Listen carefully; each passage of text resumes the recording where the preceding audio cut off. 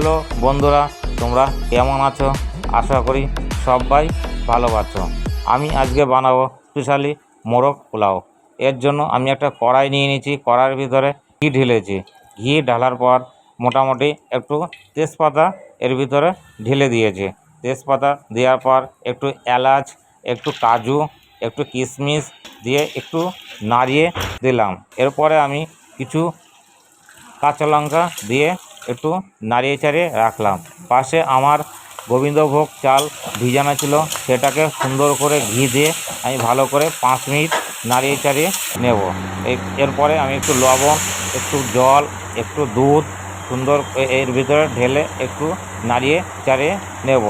এরপরে আমি ঢালবো একটু গোলাপ জল, একটু কেওড়া জল। এই সব মিশ্রণ দেওয়ার পরে আমি এটাকে মোটামুটি 10 মিনিট ঢেকে রাখবো। 10 মিনিট ঢাকার পর আমার পোলাও রেডি।